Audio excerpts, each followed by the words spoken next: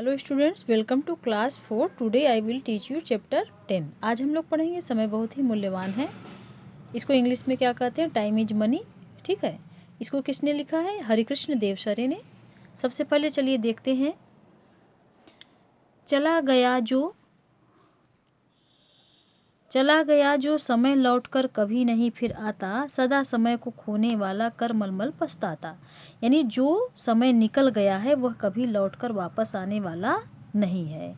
सदा समय को खोने वाला यानी जो व्यक्ति समय को सदैव खोता रहता है वह अंत में हाथों को मल मल कर वह पछताता रहता है। जिसने इसे न माना उसको इसने भी ठुकराया। यानी जिसने समय की कीमत नहीं समझी वो उसको समय भी क्या करता है, एक दिन ऐसा आता है जब उसे ठुकरा देता है। लाख यत्न यानी लाख प्रयत्न करने पर भी वह उसके हाथ नहीं आता है। हो जाता है एक घड़ी के लिए जन्म भर रोना, यानी फिर वह बार बार सोचे, यानी जीवन भर पश्चाताप करने के लिए ही रह जाता है। यानी जीवन भर वह रोता ही रहता है। समय बहुत ही मूल्यवान है, व्यर्थ कभी मत खोना। यानी समय इतना मूल्यवान है, इसको कभी भी नहीं खोना चाहिए। सेकंड देखिए स्टेप। धन खो जाता श्रम करने से फिर मनुष्य है पाता, स्वास्थ्य बिगड़ जाने पर उपचारों से यह बन जाता। यानी धन एक बार यदि खो जाए तो श्रम से उसे दोबारा प्राप्त किया जा सकता है, और स्वास्थ्य बिगड़ जाए तो औषधियों को लेकर उपचारों से वह फिर से स्वस्थ हो जा सकता है। विद्या यदि खो जाए तो पुनः पढ़ने से उसे प्राप्त हो सकता है, लेकिन खो जाने पर मिलती नहीं समय की थाती।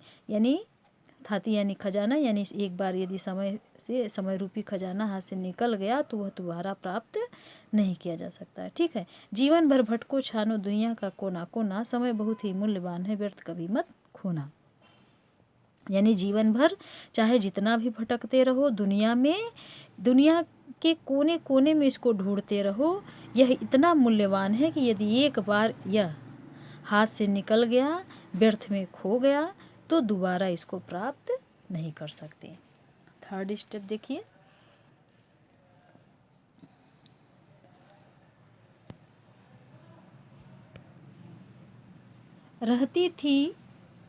रहती थी बापू की कोटी में हरदम घड़ी लटकती, उन्हें एक क्षण को बर्बादी थी अत्यधिक खटकती।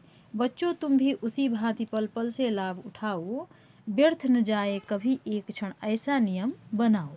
गांठ बांध लो नहीं पड़ेगा कभी तुम्हें दुख ढोना, समय बहुत ही मूल्यवान है, व्यर्थ कभी मत खोना। किसने लिखा है? हरिकृष्ण देवसरे ने। ठीक है।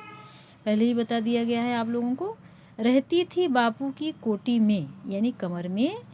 बापू यानी गांधी जी, जिनको प्यार से सब लोग बापू पुकारते हैं, उनके कमर में सदैव एक घड़ी लटकती रहती है। ये देखिए फिगर में दिया हुआ है। ठीक है।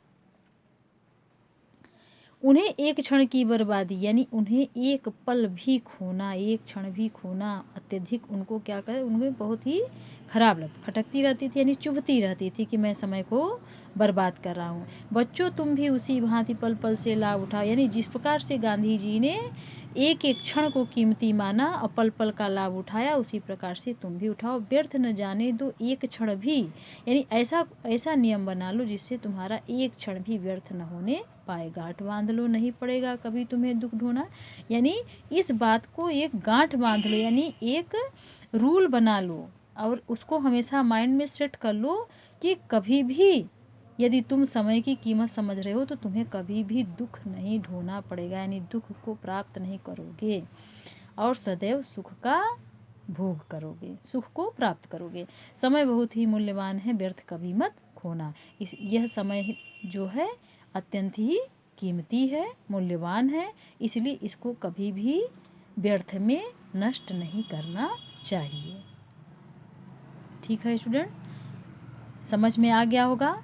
ये लेसन बहुत ही अच्छा है। ठीक है। आपके लिए काफ़ी सीखने को मिली होगी।